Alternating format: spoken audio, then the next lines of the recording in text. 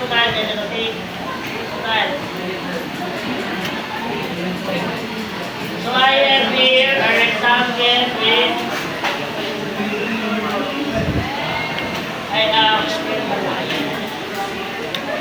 so ba't ba napakaingay? Sino maingay? Hindi na lang dito. So, ang Pillay command is not just like this. Di ba, ginamit natin ang Pillay command to join two straight lines with an arc. So, F-enter, we can join this one using the Pillay command.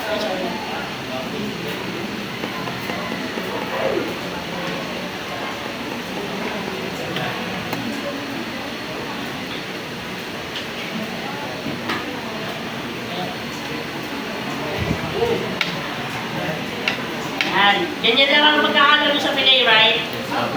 Hindi lang yan ang gamit ng Pillay command. So, how do we use the Pillay command? Actually, you can use the Pillay command to join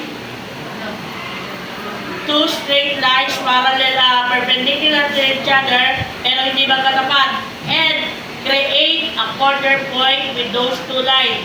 Paano natin yung gagawin? Eh, di ba sabi nga, by description, Pillay command joins two parallel lines with an arc, di ba? Eh kung paano natin siya mapagdudugtong ng with the arc? Siyempre, ang arc ko, may radius, di ba? Dalawa lang ang may radius. Circle and arc. May radius ang arc with an arc. The joint. Ano ang radius ng arc natin para hindi maging arco siya? O para mapagdugtong natin ng dalawang linya, dahil with the arc ko, what would be the radius?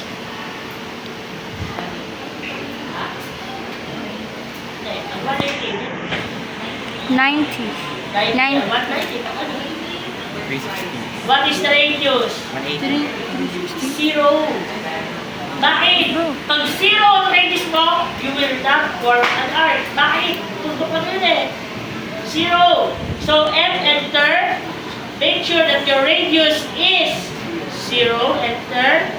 Click on this one. And that one. And it will join the two lines na walang arco. O ano pa ang kapagulutong niya?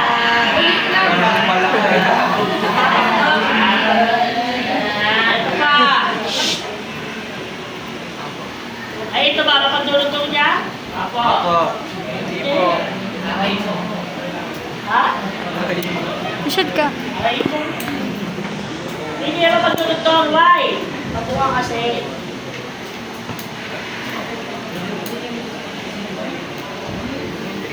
Now, how do we make this corner into, meron tayo square, diba?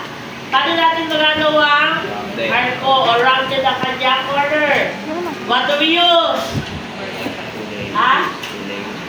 Ano ang gagawin natin? Ha? Pillay daw. Pillay. Okay, so pillay pa rin. Ano ang problema pag ginamit natin ito na may zero radius? Ganyan pa rin. Ganyan pa rin. Ibig sabihin, lalagyan natin ang entry yung ating radius. So let's say 30 or 30 meters or 0.30 radius. So click, and now, meron niyang katuwang. Kung iyan ay rounded, meron niyang katuwang na the command. Ang tawag sa kanya is chopper command or chopping the edge. Chopper command. So sa halip sa round edge, parang pinutol nyo. Alam niyo pag nakakuha kayo sa akin, ang ginagawa nyo, yung corner, that is chopping. Sa leche plan, alam niyo yan? So, paano natin ito ma-chop? So, you can chop it using the chopper command or CHA command. So, click, chopper. So, we need to establish the distance of our chopping. Kagaya nga sabi ko, meron tayong sukat sa lahat ng ating ginagawa. So, distance, first distance for our first line, 30. enter. Second distance for the selected second line. 30. What do you think is the enter for our jumping line? Kung parehong 30 yan. 60.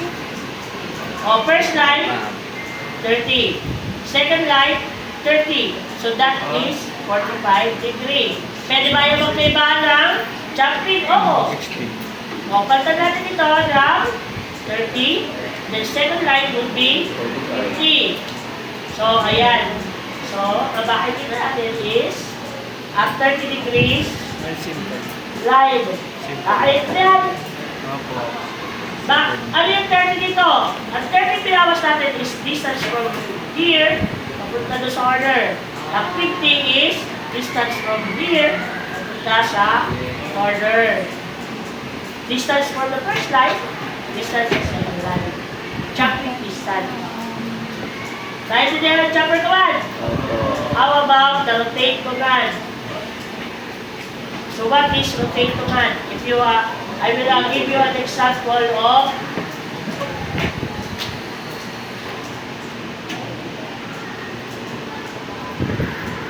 rotation command.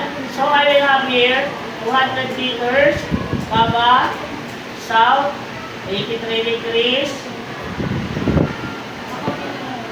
41 minutes, west. Ano ba yan? Ano to? Given, di ba? Naalala niyo yung given yan? Opo. Ang given na yan ay meron ganito. Mali niya. So let's say, mali ang linya ginawa ko. But still, gusto ko, alam niyo naman na pag tayo nag-plot natin, kailangan nakaparallel yung ating information doon sa linya niya, di ba? Naalala niyo kay Ma'am Jola? So, paano natin yung may paparallel? Use the arrow command or rotate command. So, arrow, enter. Select yung i-rotate. Dahil siya ito kailangan naka-angulo dito sa linyang to. Eh, hindi ko alam pang angulo nito. Paano gagawin natin? Click. Enter. Ha? Paano gagawin natin yan? Para saktong-saktong parallel sila. Always remember, it will start at 0. Counterclockwise. So, ito ang ating 0. Click on the end line. Kita nyo? That is the 0. 0 natin, yung horizontal line. That is 0. Kaya hindi nag-rotate yung ating ano.